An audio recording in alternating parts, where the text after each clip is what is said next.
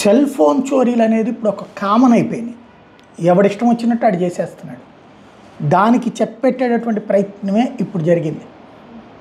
అది హైదరాబాద్లో ఒక డీసీపీ సెల్ ఫోన్లు చోరీ చేసేవాడిని కాల్చిపడేశారు.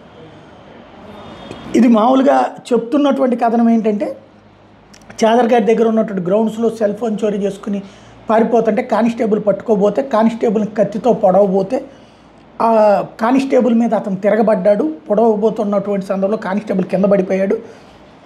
ఆ టైంలో చైతన్య వెంటనే డీసీపీ దిగిపోయి ఆ కానిస్టేబుల్ దగ్గర ఉన్న గన్ తీసుకుని కాల్చేశారు అన్నాడు. సాధారణ కానిస్టేబుల్ దగ్గర ఈ పెద్ద గన్ ఉంటుంది కదా, దాంతో కాల్చేశారు.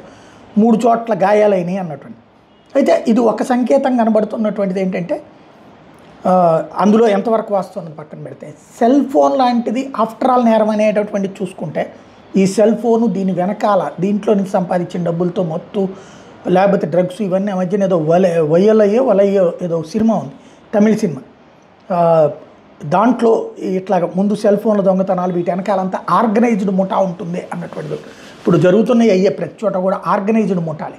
ఇప్పుడు అట్లాంటి ఆర్గనైజ్డ్ ముఠాలని ముందు భయం అనేది పుట్టించాలి. ఆ భయం పుట్టించేటటువంటి ప్రయత్నమే సెల్ ఫోన్ దొంగతనం కదా, సిల్లీగా ఏం పట్టుకుంటాంలే అనేటటువంటిది, అదేదో టెక్నాలజీ ద్వారా పట్టుకుంటామని కాకుండా కాల్చి అవతల పడేస్తాం, ప్రజల ప్రాణాలకి తేడా వస్తే, ప్రజల సంబంధించినటువంటి ఆస్తులు దోచితే అనేటటువంటి ఒక సంకేతం ఇచ్చినట్టయింది ఇది.